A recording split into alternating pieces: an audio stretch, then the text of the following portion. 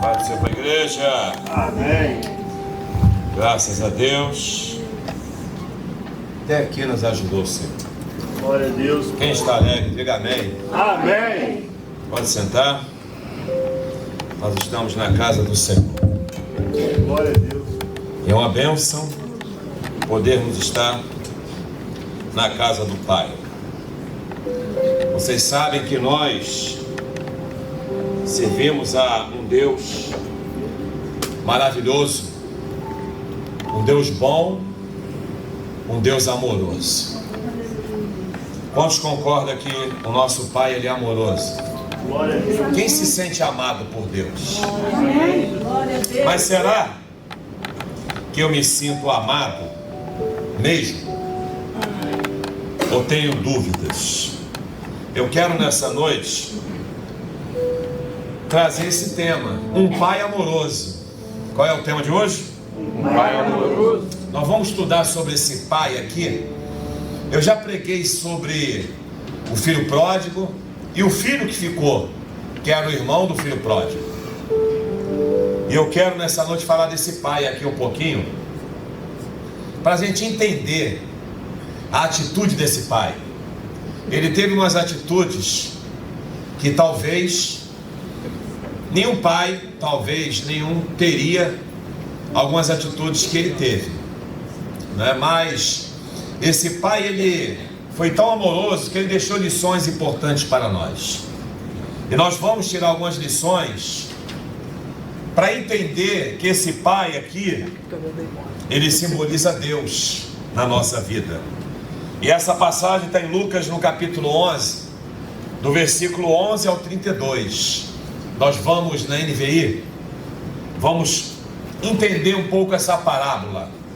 A parábola era uma comparação que Jesus fazia com as pessoas para poder explicar um pouco mais acerca do reino de Deus. Lucas capítulo 15, versículo 11 da NVI, para nós meditarmos. Quem é que nos já leu sobre o filho pródigo? Quem é que nos já ouviu pregações sobre o filho pródigo? Quem é que talvez não ouviu louvores sobre o filho pródigo? Quem é que não já ouviu peças sobre o filho pródigo? Quem é que já não viu filme também, desenhos sobre esse filho pródigo? Mas vamos hoje falar sobre esse pai.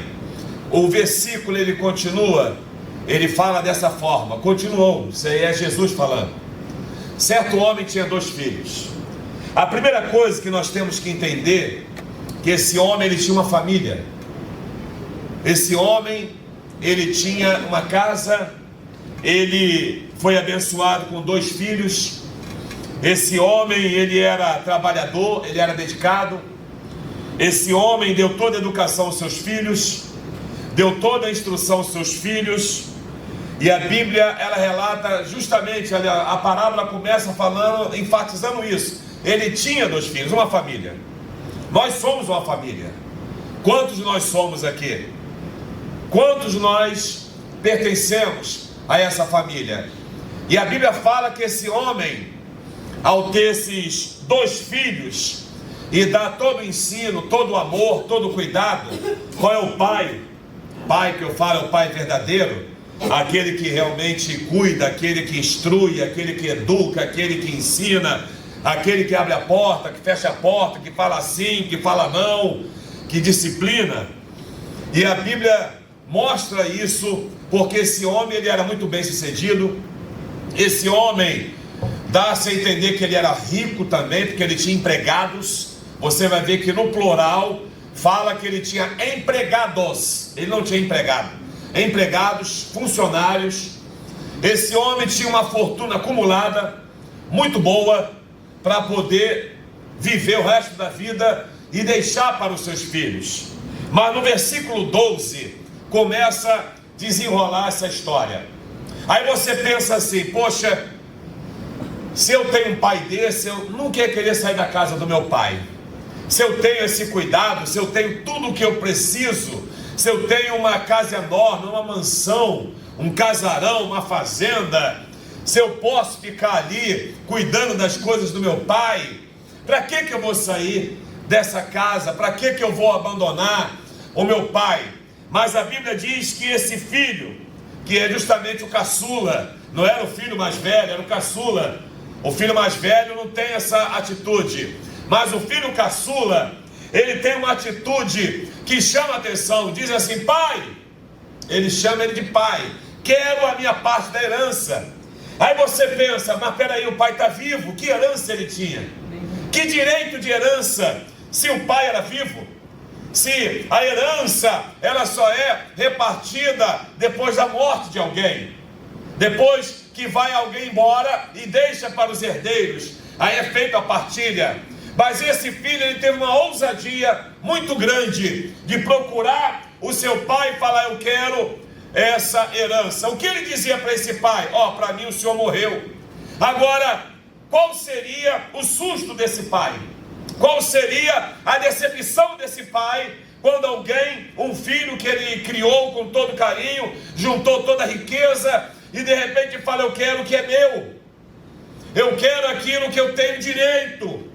Na verdade, talvez, quando esses filhos nasceram, quem sabe esse pai já tinha condições, quem sabe esse pai já era rico, quem sabe esse pai já tinha as suas propriedades, os seus gados, os seus camelos, as suas ovelhas, os seus cabritos, os seus bodes, né? Suas galinhas, seus frangos.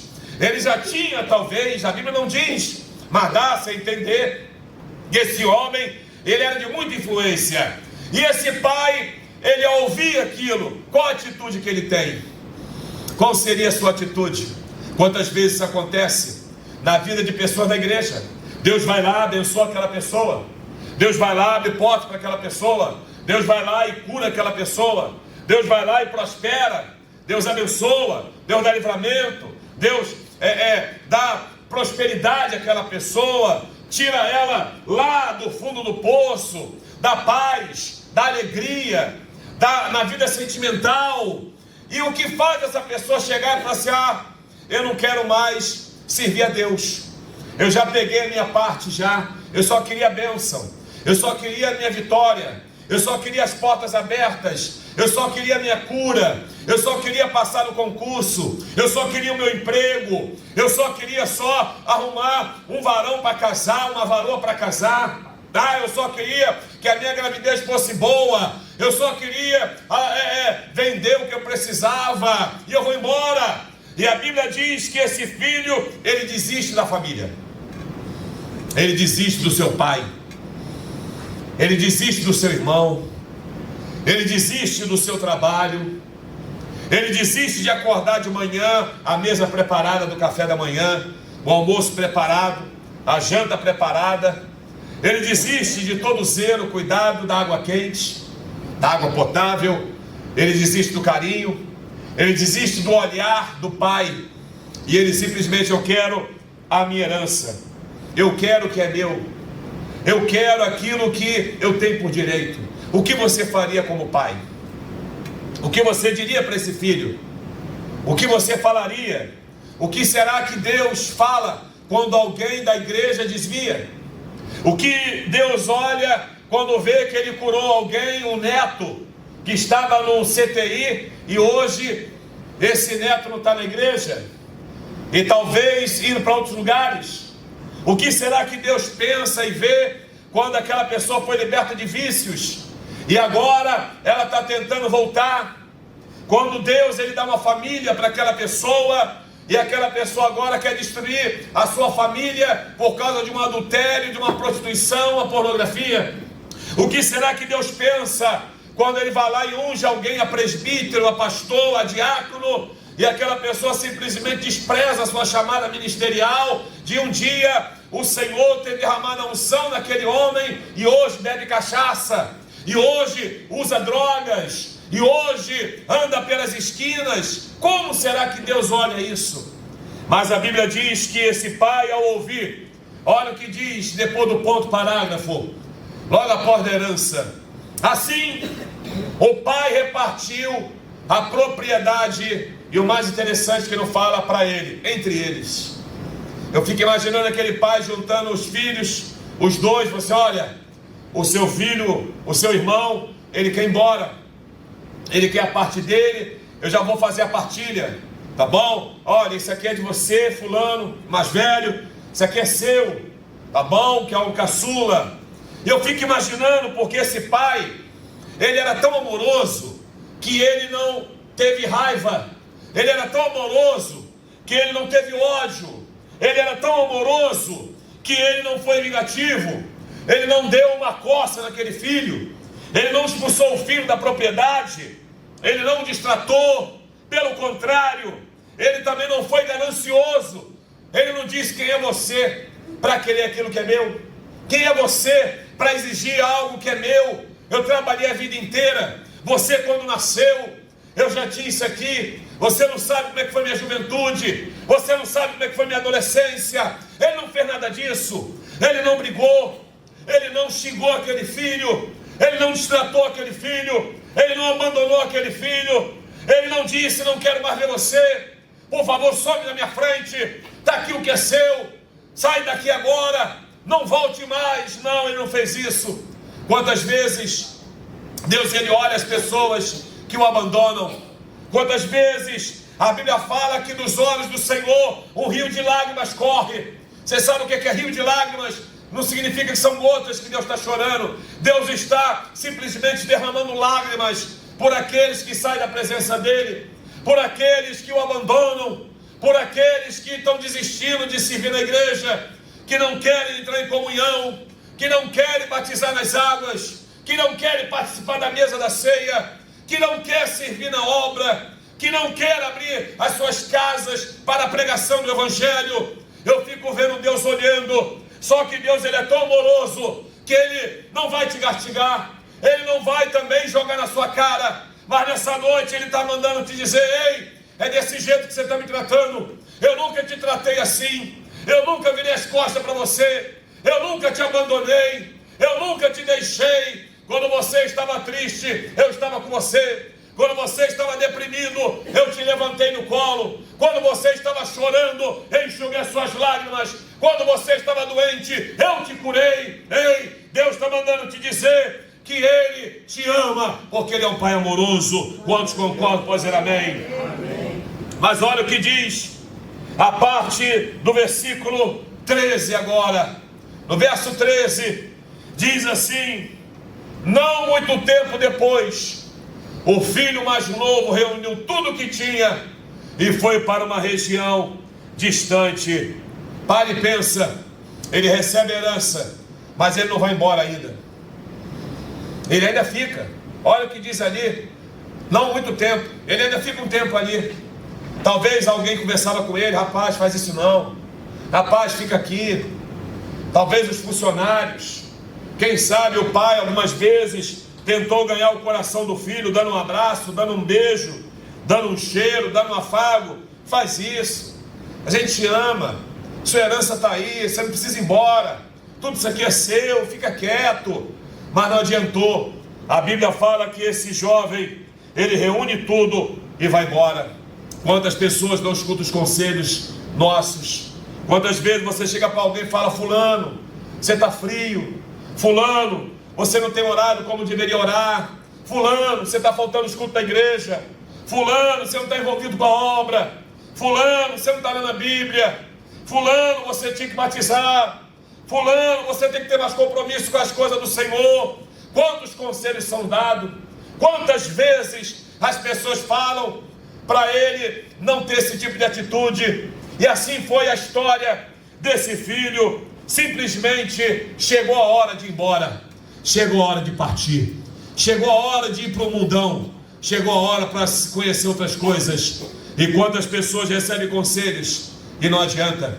A gente fala: ei, toma posição, entra logo em comunhão, toma posição, você não está vendo que você tem um chamado? Ah, eu vou resolver, e não resolve. Toma posição, você não está vendo que você precisa caminhar? Ah, eu estou resolvendo, e nunca resolve. Mas chegou o momento que ele foi embora, chegou o momento que ele partiu, e ele sai com tudo. Eu fico imaginando aquele pai olhando. Ele, não sei se ele sai com alguma carruagem, eu não sei se ele vai a cavalo, jumento, camelo, mas o pai fica olhando o filho, virando as costas para ele. Talvez o irmão do lado, talvez os funcionários olhando, e olha lá, fulano está indo embora. Ele está indo embora mesmo, nossa, ele tem um pai tão bom, por que ele está fazendo isso?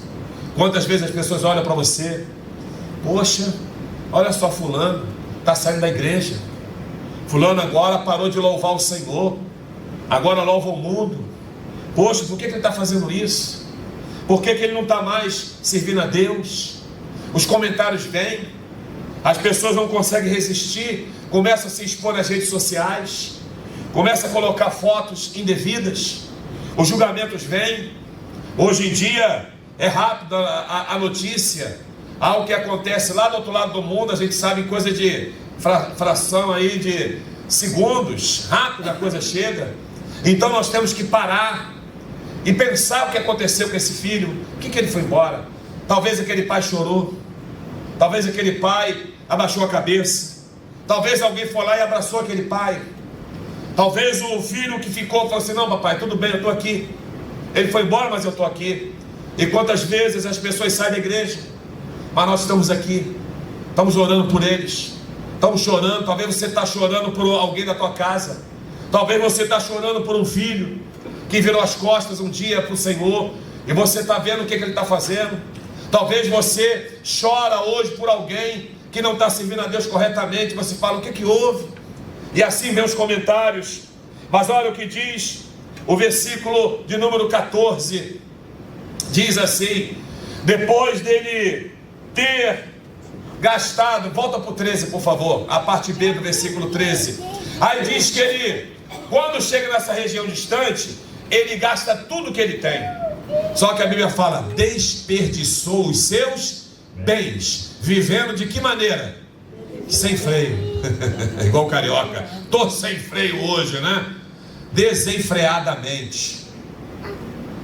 Aquele jovem, tudo aquilo que o pai angariou, anos e anos, madrugada, engarrafamento de camelo no deserto, né? Não é? Negociação com os árabes lá, né? E vai, massare daqui, massare de lá, né? Massare é dinheiro em árabe, e vai negociando. De repente, esse jovem, ele gasta tudo, ele perde tudo, desenfreadamente, não se tem controle, ele não tinha administração. E quantas vezes a gente vê pessoas assim, eles eram felizes, não são mais. Eles eram usados por Deus, não são mais. Eles tinham alegria, não tem mais. Eles simplesmente perderam tudo que ganharam do Senhor, perderam a unção, perderam a vontade de louvar. Lembra que ficava louvando e de repente começou a cantar outras coisas? Eles começam a perder tudo, desenfreadamente, começam a se envolver em coisas que não devem, começam a ter amizades terríveis, começa a aparecer gente estranha na sua vida. Aí você começa a ver que você vai falar, você falava 15, só fala 3 minutos agora, e você começa a ver que vai perdendo, mas olha o que diz o verso 14, a parte A. A parte A do versículo 14 diz assim, depois dele ter feito o quê? Gastado tudo, ele perdeu tudo. As pessoas que viram as costas para o pai amoroso, elas perdem tudo. Ele pensa que tem alguma coisa, mas da noite para o dia acaba, no estalar de dedos acaba, perde o brilho, perde a alegria, começa a aparecer amizades malucas, doidas por aí. Ele perde aquela sinceridade que tinha de alguém, ele perde aquele pastor que cuidava dele, ele perde aquelas ligações, ele já não tem mais interesse nem de ler pastoral, ele já não tem mais alegria, não. Para que esse negócio de batizar? Para que esse negócio de ir para a igreja? Eu vou quando der. Ele se perde. Mas diz a parte B desse versículo, houve uma grande fome em toda aquela região, e aquele jovem que tinha tudo do bom e do melhor, aquele jovem que era rico, aquele jovem que era próspero, aquele jovem que era amado, aquele jovem que tinha funcionários para cuidar dele, a Bíblia diz o quê? Ele começou a passar necessidade. As pessoas que abandonam Deus, elas correm o risco de passar necessidades, talvez nem financeira, pode acontecer, mas ela passa a necessidade da presença de Deus que ela não tem mais. Ela passa a necessidade, não fala mais em línguas estranhas, ele não tem mais as visões, ele passa a necessidade da paz verdadeira que ele sentia de dentro para fora. Agora ele começa a ter depressões, ansiedades, pensamento acelerado, ele começa a ficar com raiva, vingança, começa a xingar palavras ofensivas, palavras de baixo calão. Essa pessoa agora começa a ter fonte doce e amarga. Essa pessoa agora, ela não tem mais um semblante bonito, porque a Bíblia fala que um coração alegre aformoseia o rosto, mas um coração entristecido, o rosto fica entristecido, o rosto fica atribulado. E o semblante daquele jovem que talvez foi criado, né, com óleo, com perfume, com cheiro, com roupa lavada, com tudo do bom, agora ele passa necessidade. A mesa da café da manhã não tem mais, o almoço não existe mais, a janta acabou, a cama quente acaba, aquela água cristalina não existe mais. E agora esse jovem, ele começa a passar necessidade. O que fazer? Eu não sei como é que está a tua vida, eu não sei se você está muito longe de Deus. Talvez você está com muita gente perto de você, mas está muito longe de Deus. Talvez você está igual Roberto Carlos, 1 milhão de amigos. Talvez suas redes sociais têm 30 milhões de seguidores e você é o rei da internet, mas você está longe de Deus. Talvez você tenha até contratos lindos e maravilhosos, mas você está longe de Deus. Talvez você tenha planos e projetos maravilhosos, mas você está longe de Deus. E a necessidade, ela vem.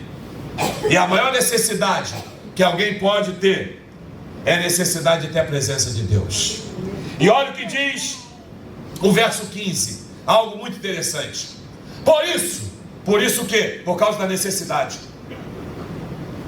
Por causa da necessidade. Olha o que esse jovem foi fazer. Ele não era empregado, nunca foi empregado. Ele era empresário. Ele era empresário lá da região. Ele era empresário no Oriente. Ele era um jovem muito bem sucedido. Ele foi empregar-se como um dos cidadãos da região, que o mandou para o seu campo para cuidar de quê? Porcos. Alguém já criou porco aqui? Alguém? Um lá, mais alguém? 2, 3. É um cheiro muito bom, né? Né? Se você não cuidar bem, o cheiro vai longe. Agora imagine esse jovem, por necessidade, o que ele foi fazer. Eu não sei, por falta de Deus na sua vida, o que você anda fazendo, tá? Porque Deus está longe, você está fazendo coisa que não é para fazer. Por necessidade, talvez você está assinando coisa que não é para assinar, aceitando coisa que não é para aceitar, fazendo alianças que não é para fazer. E você está se envolvendo com porcos, está se envolvendo com sujeira, está se envolvendo com coisa que vai feder. E quando a coisa fede, todo mundo sente o cheiro. Isso pode acontecer, de repente, aqui no Rio de Janeiro, no Bom Dia Rio. Já pensou? Numa Record dessa? Já pensou? No Instagram, nesse fuxico gospel que tem por aí, não é? Já parou para pensar nisso? A notícia correndo onde você mora, no bairro, no seu trabalho, na sua empresa, nos seus amigos da faculdade, nos seus amigos da escola, e a notícia corre, porque o cheiro vai longe. Então, muitas vezes as pessoas, por necessidade, elas fazem coisas para não ter mais a necessidade. Só que a ausência de Deus, ela só é preenchida com a presença dele mesmo, não tem jeito. Você não vai conseguir substituir o Pai amoroso por nada nessa terra. Você pode ter toda a riqueza, mas não tem Deus. Você pode ter todas as conquistas, mas não tem Deus. Eu venho sempre, quando eu estou viajando na estrada com a minha esposa, eu venho ouvindo muito testemunhos em rádios evangélicas. E a maioria das pessoas, alguns, eles até falam que tinha tudo, isso, aquilo, bom, mas não tinha Deus, não tinha a presença do Senhor, não tinha alegria da salvação, não tinha certeza da salvação, e eram pessoas atribuladas e entristecidas. Eu lhe pergunto essa noite, você responda para você mesmo. Por necessidade, da falta de Deus na sua vida, o que você anda fazendo? Quais são os negócios que você anda fazendo? Será que você está se envolvendo com porcos? Será que o cheiro não está muito bom? Será que isso vai ser bom para a sua vida? Mas olha o que diz agora o versículo 16. Ele desejava, o que ele desejava? Comida de porco. Talvez agora o desejo das pessoas que estão longe de Deus, elas começam a se envolver com aquilo que alimenta os porcos, os pecados. O pecado alimenta o porco, e ele vai lá e se alimenta do mesmo pecado. Aquilo que o porco gosta, ele passa a gostar. Aquele cheiro já não incomoda mais. Já viu? As pessoas que costumam com o odor. Você chega na casa de alguém, você fala, nossa, que cheiro é esse? Mas quem mora lá está tudo bem, né? Mas quem chega na primeira, chega queima o nariz, né? Você dá uma disfarçadinha, não é? Mas a pessoa que está envolvida com os porcos, ela passa a entender, ela passa a aceitar, ela passa a ter o mesmo comportamento dos porcos, ela passa a ter a mesma vida dos porcos, ela passa a ter o mesmo odor do porco. Eu lhe pergunto essa noite, o que você anda fazendo? Você tem um pai amoroso que não queria que você passasse por isso. Talvez hoje o pecado não te incomoda mais. Talvez hoje falar que você vai para o inferno não te assusta mais. Talvez hoje falar que teu nome não está no livro da vida, você não está muito preocupado. Afinal de contas, é melhor o nome no Enem do que no livro da vida. Por isso que você não batiza. Por isso que você não entra em comunhão. Por isso que você não toma ceia. Por isso que você falta os cultos da igreja. Porque o alimento dos porcos está deixando você com essa vontade. E diz ali que ele fazia o quê? As comidas eles comiam, mas ninguém lhe dava. Por quê? Porque a missão do diabo é destruir. A missão do diabo é derrotar. A missão do diabo é matar. E as pessoas não sabiam nem quem era aquele homem, não sabiam quem era aquele jovem. Talvez poderiam até negociar com ele. Assim é o mundo. O mundo não quer saber quem você é. O mundo ele só quer você enquanto você tem alguma coisa. Faz uma coisa, faz um teste. Começa a fazer teste que você não tem mais nada. Começa a conhecer pessoas sem falar o que você tem. Começa a falar que você é pobre, pobre, pobre de maré de si. Não fica falando, eu sou rico, rico, rico. Não, eu sou pobre, pobre, pobre de maré, maré, maré. Começa, para você ver. Começa a falar isso. Para você ver se essas pessoas vão continuar contigo.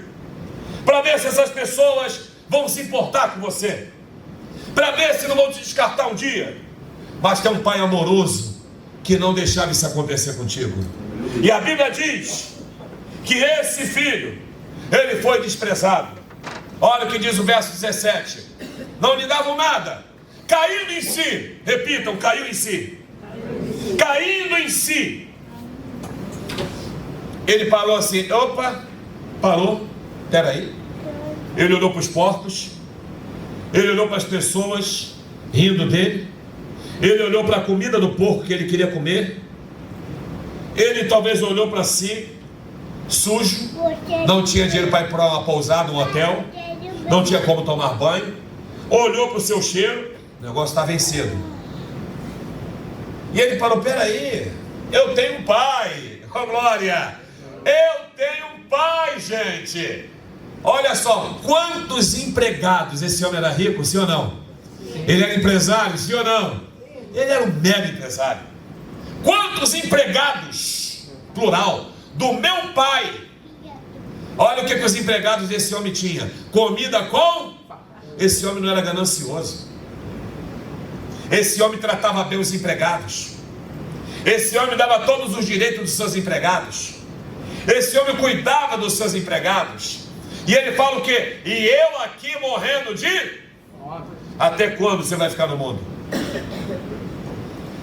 Até quando você não vai ver que na presença de Deus você só tem vitória?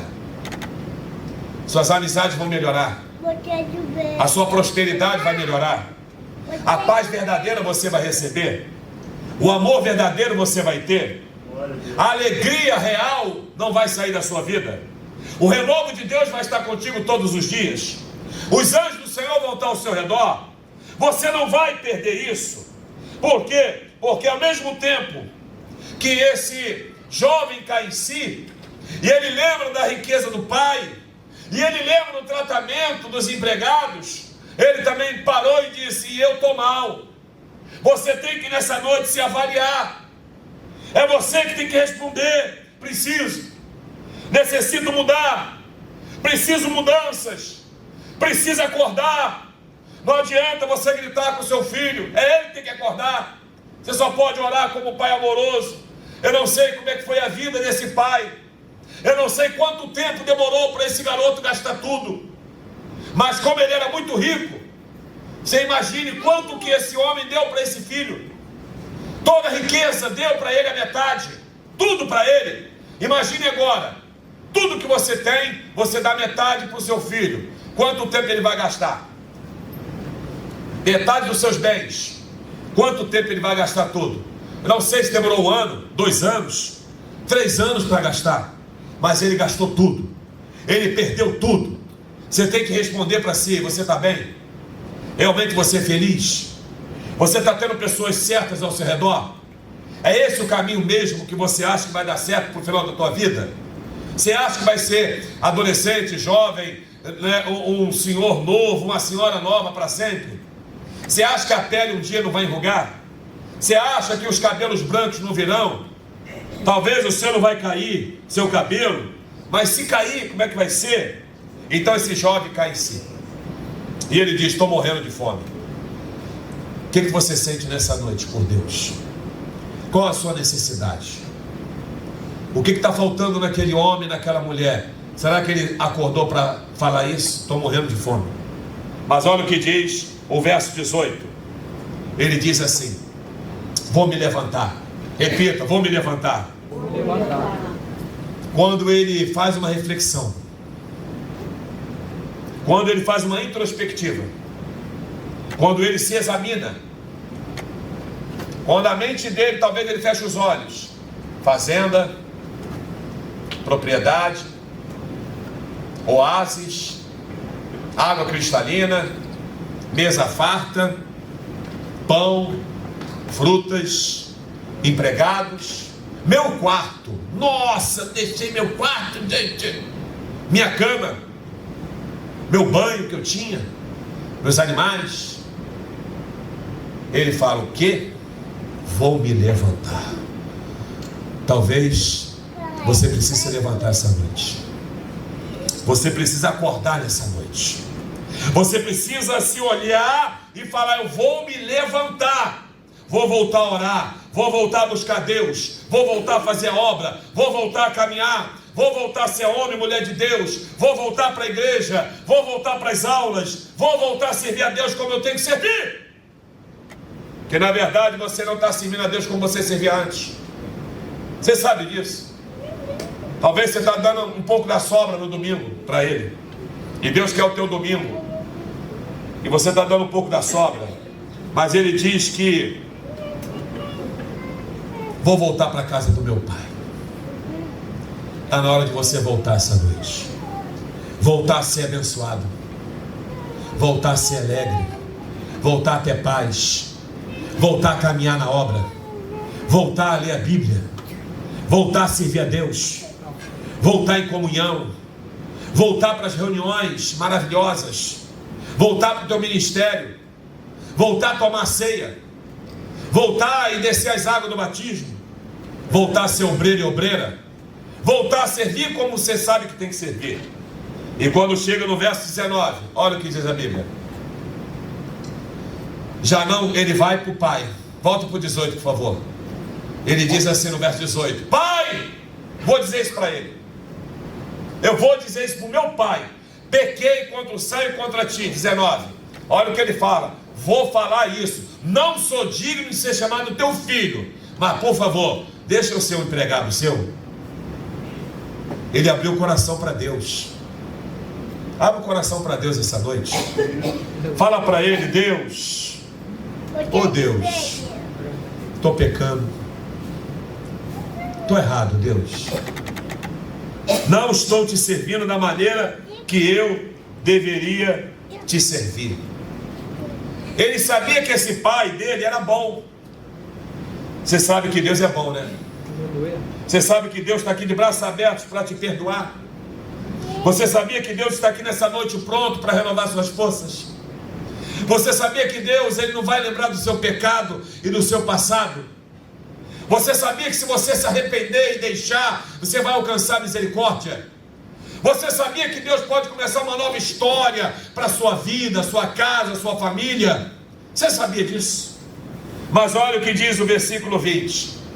Diz assim: a seguir, ele pensou e teve atitudes. Fala atitudes.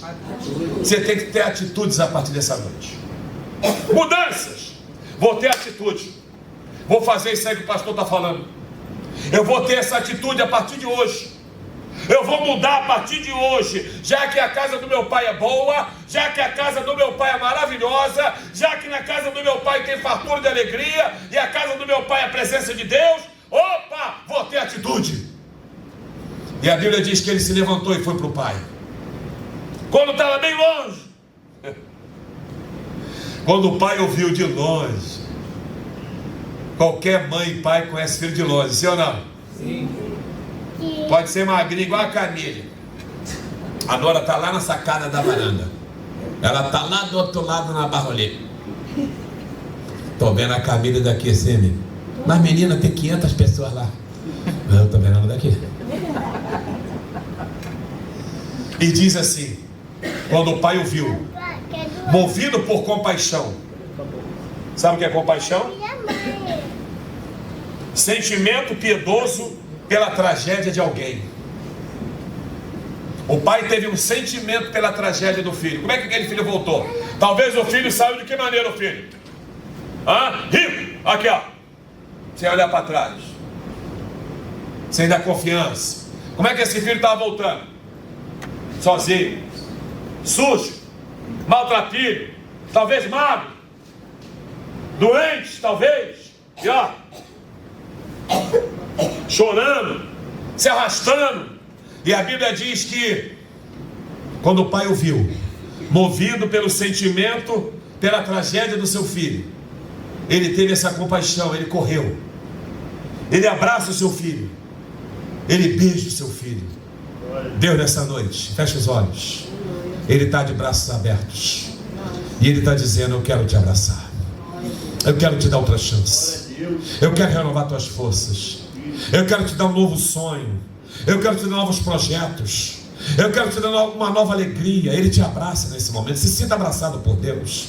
Sente o abraço do Senhor, o beijo de Deus. Sente o carinho. Esse pai era amoroso. Esse pai, ele não chamou a atenção do filho. Esse pai não brigou. Esse pai não disse: bem feito. Esse pai não disse: eu te disse, eu te falei. Esse pai também não disse: cadê os bens que eu te dei? Eu trabalhei a vida toda, o que você fez isso? Ele não falou isso. Esse pai não jogou na cara nada do erro do filho. Esse pai não escorraçou o filho. Esse pai não expulsou. Sai daqui, aqui não é a sua casa, você deixou a gente sozinho. De que maneira recebo desviados da igreja? De que maneira eu recebo os fracos da igreja? De que maneira nós recebemos aquele obreiro desviado que agora veio à frente? Aquele jovem, aquela irmã.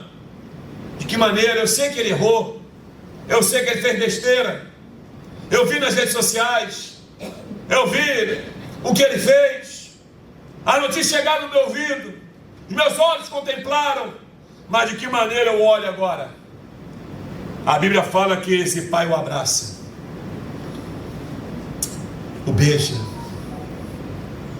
Eu creio que esse pai chora muito, chora de soluçar. Meu filho, meu filho, meu filho. Ai, aquele pai não quis saber se ele estava fedendo. Aquele pai não quis saber se ele estava sujo. Aquele pai não quis saber se ele estava com cheiro de porco. Aquele pai não quis saber. Não. Aquele pai o abraça. Aquele pai talvez alisa a cabeça do filho, dá um beijo no filho, chora e beija, aperta forte. Olha o que diz a Bíblia: o abraçou fortemente, abraça forte até estalar a coluna do filho. É o sentimento de um pai que ama. Esse pai te ama tanto que ele me deu essa mensagem para você. Esse pai quer tanto você que ele me deu essa mensagem. Esse pai quer tanto a sua vida e a sua família que ele me deu essa palavra. Mas olha o que diz o verso 21. Lembra que o filho prometeu o que ia fazer? Você tem que cumprir com as tuas promessas. Você fez voto.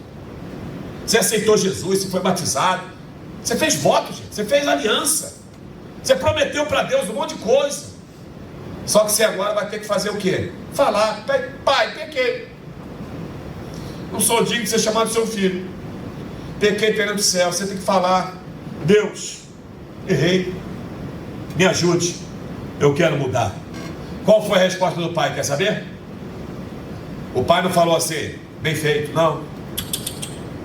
E nem falou assim: tá bom, vai lá, o alojamento lá dos funcionários, sabe onde é que é, né? Vai para lá. Fica no estábulo, onde estão os cavalos. Fica lá. Não. Olha o que diz o verso de número 22. Diz assim: contudo.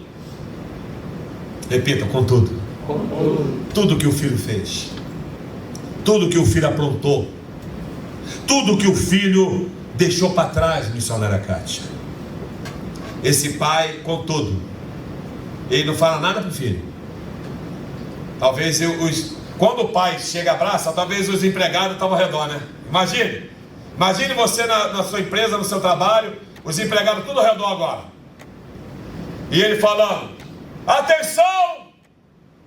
Atenção, depressa! Rápido! Traga a melhor roupa para o meu filho, por favor, vista o meu filho. Ele é o herdeiro. Vista o meu filho não está bem vestido. Pega o anel rápido que está lá na minha casa. Eu vou dar um anel novo para ele. Ele está descalço, ele está desprotegido. Bota um sapato no pé desse menino agora. Esse pai agora abraça aquele filho. Esse pai dá roupa nova. Esse pai dá para ele um anel. Esse pai dá calçado nos pés. Sabe o que é isso? As roupas novas, elas simbolizam simplesmente uma vida nova. O pai dá uma vida nova agora para ele. Esse anel agora é uma aliança. O pai renova a aliança com ele. E o que é o calçado dos pés? O pai agora diz: você agora está protegido novamente por mim. Deus quer dar isso para você. Ele quer te dar vestes novas, quer te dar sujeira da sua vida. Ele quer te dar proteção. E ele quer te dar uma nova aliança. E sabe o que mais que esse pai faz? Verso 23. Traga agora. Ele mandou trazer o quê? Galinha? Frango? Mandou trazer o novilho magro? Traga o novilho mais gordo que tiver. Atenção! Feriado! Feriado! Pessoal, traga os músicos! Acende a churrasqueira! Vamos festejar! Mata o novilho gordo, vamos fazer festa. O meu filho está de volta, aleluia. O meu filho está de volta, aleluia. Quando alguém toma posição na presença de Deus, tem festa no céu. Quando alguém toma posição no reino, os anjos fazem festa. E outra coisa, a sua família vai ficar mais feliz. Talvez não, uma família crente vai ser assim. A sua família vai ficar mais feliz você batizado em comunhão do que você passar no concurso federal. Pode perguntar para eles: pai, mãe, o que você prefere? Primeiro, a sua salvação. Agora é claro, se você passar no concurso aí, né, a gente fica feliz também. Mas você vai me deixar em paz se você fizer isso. E ele faz a festa. Quando chega no versículo 24, e eu estou encerrando, diz assim: esse meu filho estava morto, ele voltou a ter vida. Ele disse: meu filho estava perdido, Ele foi achado.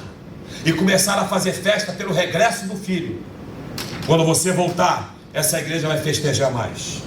A sua família vai ser mais feliz. A sua mãe e seu pai vai ficar mais feliz. A sua esposa e seu marido vão ficar felizes. Os seus avós vão ficar felizes. Os seus irmãos, os seus parentes serão felizes. Então o que eu preciso fazer? Eu preciso ressuscitar. Eu preciso ser achado. Você foi achado essa noite. Quando chega no versículo 25, diz assim: enquanto isso, o filho mais velho, primogênito, se aproxima da casa, escuta a música. Olha o que diz o verso 26, escuta a música e a dança. No 26, ele chama alguém, em vez de ir para a festa, pergunta: o que está acontecendo? Olha o que diz o 28 agora, o 28. A resposta diz assim no verso 28, 15 e 28. O primogênito, ele se encheu de quê? De raiva, de ira, não quis entrar. Então o pai saiu e insistiu com ele: entra, meu filho. Verso 29. No 29 diz assim: ele, porém, respondeu: olha, todos esses anos eu tenho te servido, nunca desobedeci às tuas ordens, nunca me deste um cabrito para festejar. Aí diz o verso 30: quando, porém, volta para casa esse teu filho, que esbanjou os teus bens com prostitutas, matas o novilho gordo para ele. Aprenda uma coisa: existe alguns que não vão gostar do seu retorno. Esse alguém é Satanás. Existe alguém que não vai gostar de você tomar posição. Esse alguém são aqueles amigos que não amam a Deus. São aquelas pessoas que não servem o Senhor. São aquelas pessoas que servem a Mamon. Talvez os prazeres, as riquezas. É isso que eles preferem. Talvez eles preferem a cracudinha. Talvez um bujãozinho de cachaça. Talvez uma folha amassada no papel para ele fumar e soltar fumaça. Eles não vão gostar. Mas olha o que diz o verso, capítulo 15, verso 27, a parte B. Volta para o 27, a parte B. Olha o que diz a parte B: porque o recebeu de volta são e salvo. Falaram para ele: o seu irmão, ele voltou são e salvo. Olha o que diz agora o 32, volta para o 32. No versículo 32 diz: tínhamos que festejar a volta do teu irmão e se alegrar, porque ele estava morto e voltou, estava perdido e foi achado. Fiquemos de pé. Eu tenho que entender uma coisa: alguns não vão gostar, algumas pessoas não vão se alegrar com o teu retorno, com as tuas atitudes. Essas pessoas são o diabo, Satanás, espíritos malignos, amizades erradas. Essa mensagem serve também para aqueles irmãos que têm feito pouco na obra de Deus, não têm sido fiéis como deveriam. Agora guarda uma coisa, irmão. Olha o que nós temos. Verso 31, e eu encerro. 31. O pai disse para o filho: você está sempre comigo, tudo que eu tenho é seu. Deus está mandando dizer para você: meu filho, tudo que eu tenho é para você. Tudo que eu tenho é seu. Sabe quem está falando isso? É Deus, irmãos. Feche os olhos para você ouvir o Senhor falar, usando o pastor da igreja: filho, tudo que eu tenho é seu. Tudo que eu tenho é seu. Eu tenho saúde, eu te dou, é seu. Eu tenho portas abertas, pode passar, eu que abri. Eu tenho perdão, receba. Eu sou o dono do ouro e da prata, todas as riquezas eu posso te dar se eu quiser. Eu tenho a chave da morte, eu posso te dar muita vida, você vai viver bastante. Eu posso te dar um lar restaurado, eu posso, porque filhos são herança do Senhor. Eu posso te dar um casamento restaurado, eu posso dar tudo isso. Eu sou dono. Do Senhor é a terra, a sua plenitude, o mundo e os que nele habitam. É uma noite de você levantar, acordar e falar: Deus, eu preciso mudar. Deus, eu preciso ser diferente. Deus, o que eu estava fazendo da minha vida? Para onde eu estava indo, Senhor? Deus, o Senhor me acordou hoje. Eu preciso mudar. Põe a mão no coração. Faz uma oração de perdão, de misericórdia, de conserto. Ora por alguém que você conhece também, que talvez é da sua família, né? Algum parente seu, um filho, um marido, uma esposa, alguém. Ore por eles. Fala: Senhor, eu estou como esse pai amoroso, esperando meus filhos voltarem, meu marido, minha esposa. Eu não vou ficar igual o primogênito não, sabe, Senhor? Com raiva não. Eu os amo e eu quero eles salvos. Deus visita o coração da sua igreja essa noite. Deus está visitando o coração do povo dele. Ele está vendo quem está orando com sinceridade. Olhe pela sua família, seu filho que não está salvo ainda, sua filha, seu marido, sua esposa, ou alguém que está aqui nessa noite que ainda não entrou em comunhão, precisa, alguém que tem que decidir batizar e não decide. Você vai decidir essa noite, você vai mudar essa noite, você vai ser liberto essa noite. Chega, acabou. Você está perdendo tempo, perdendo tudo, desejando coisa de porcos. Para. Você é filho de Deus. Ó Deus, em nome de Jesus, entrega em tuas mãos o teu povo. Não deixa ninguém se perder, Senhor, mas que todos venham seguindo esse caminho firmes, guiados e dirigidos por ti. No nome de Jesus. Se você quer vir à frente e renovar sua aliança com Deus e falar: pastor, eu vou à frente porque eu decidi que eu vou mudar, vou batizar, vou entrar em comunhão, eu quero isso. Domingo passado